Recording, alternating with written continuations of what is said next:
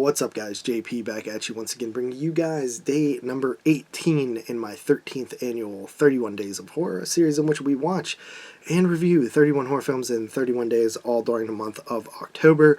Sorry about the late upload today. I still consider myself succeeding in the challenge because, you know, I haven't went to sleep yet. So today is still today and not the next day for me.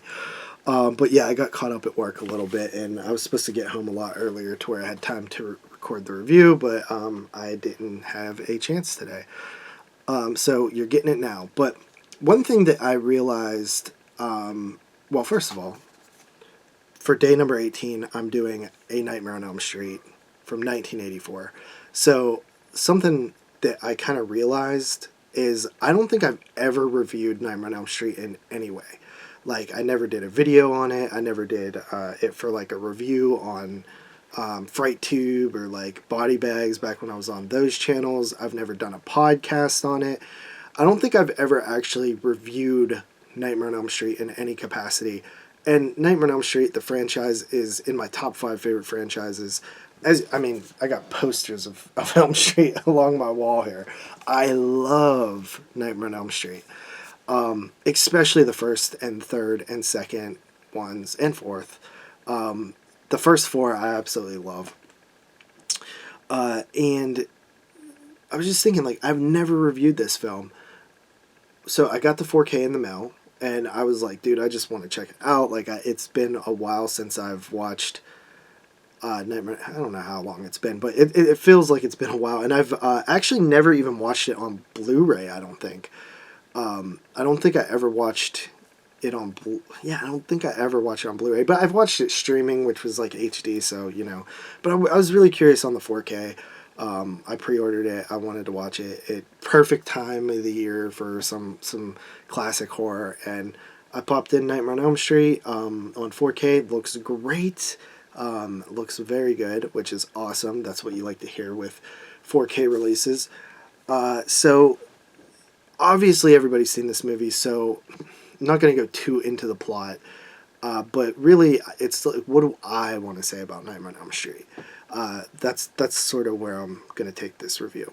Just whatever comes to my head. But Nightmare on Elm Street, the basic plot is a group of teenagers in Springwood, Ohio, that live on Elm Street, at least one of them does, are being plagued by nightmares by this guy in a red and green Christmas sweater with a burnt up face, a dirty brown hat, and a razor glove, a glove with razor fingers, basically. And they're beginning to get more and more scared, and eventually, you know, you find out that if they die in their dreams, they die for real. Nancy is the lead character, played by Heather Langenkamp. Of course, Robert Englund plays Freddy. Wes Craven directed, and Johnny Depp's in this film as well. In, I believe, his first feature film. Produced by New Line Cinema, Bob Shea, John Saxon's in here. I mean, it's a very well known film. But A Nightmare on Elm Street is a very special film to me. It's one of the earliest films I ever saw. I think that one of the first films I ever went to the theater and seen was Wes Craven's New Nightmare, and I was like 3 years old. So, you know, it's been with me since as long as I can remember. But watching Elm Street, and this really stuck out to me when I saw it in the theater a few years ago on a beautiful 35mm print that just hits so good. Was, and when I say beautiful, I mean it was scratched to hell, but it was beautiful sight to see on 35, if you get what I'm saying. But okay, so Nightmare on Elm Street, the first, like, I don't know, like 25 minutes of is like the pinnacle of horror. It is like as horror as you can get. The opening sequence, title sequence with like Freddy making the glove and stuff like that, and then Tina's dream, and then the kids go hang out at Tina's house, and then Tina's second dream, that Freddy coming through the wall above Heatherland Camp is so amazing. And the fact that in the remake they went and basically like bastardized it as worse as possible is so. I mean, I don't think I could ever like the Nightmare on Elm Street remake based on that scene alone. I don't think that movie is as bad as people say it is, but like that scene just bugs the hell out of me because it's like, why even do it? Like, why even do it if it looks like this? But anyway, back to the original. You know, and then Tina, the Rock hitting the window, her going outside, seeing Freddy, long arm Freddy, him running after her, him cutting off his I mean, it's like those sequences of horror are some of the best ever. Like Wes Craven did some amazing shit in this movie. Like I feel like because it's Nightmare on Elm Street, everybody knows it's classic and stuff. Like if you actually dissect certain scenes of this movie, it is like fucking bananas and amazing, like what he was able to accomplish out of his imagination, which is so cool because the whole concept of this movie, I mean, you guys have probably heard the backstory, but like the newspaper clippings about the I don't know if it was like Filipino kids who were having bad nightmares or something. Wes Craven read a story about some kids that were having nightmares that inspired this, as well as, you know, naming him Freddy off of a childhood bully, making his, like, the look of him based off of something that scared him when he was a kid.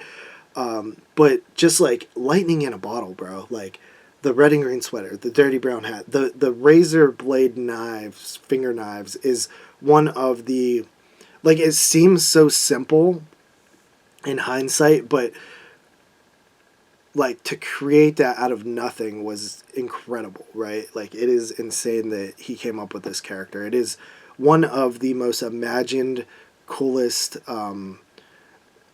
you know, unique characters of all time in Freddy Krueger, and scary as hell too, especially in the first film. But that whole opening up until Tina's death, and then the death itself, which I think we don't also give enough credit for. Like that, the death is incredible. The way that they did it with the her on the ceiling, and obviously we know the backstory with the room rotating and stuff like that. But just the it is such a clever, unique death scene, and we've seen so much since, but at the time, you know, this is something crazy.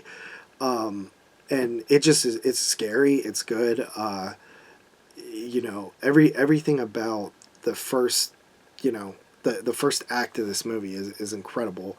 The backstory with Freddy and the parents and all that is great. Nancy is a great final girl. Love Tina's character. I love Johnny Glenn. Rod's cool. But there's some, the music is good. I mean, it's Nightmare on Elm Street is like, every time it's a while, like if it's been a while since I watched it and I watch it again, I'm always like, oh yeah, oh yeah, this is like the cream of the crop of horror, like one of the best ever. And you know, obviously Freddy became what he became later, but you know, this first film is just so good. It's just incredible. I love John Saxon in this film. I've always liked him. I particularly like him in Part 3. But also, Glenn's death is good. Rod's death is creative. The whole nightmare dreaming idea is phenomenal. Like, it's just incredible. What else can I blow Elm Street about?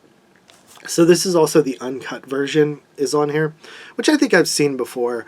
But I don't know if it was ever like released on disc. I don't know if they ever did the uncut version or not. I can't remember.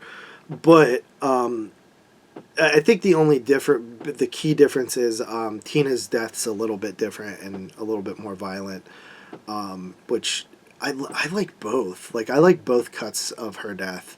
So yeah, the uncut version, 4K looks great. I'm not gonna go too much further on Elm Street. I mean, it's such a good movie, and it's a classic, and I just really wanted to revisit it.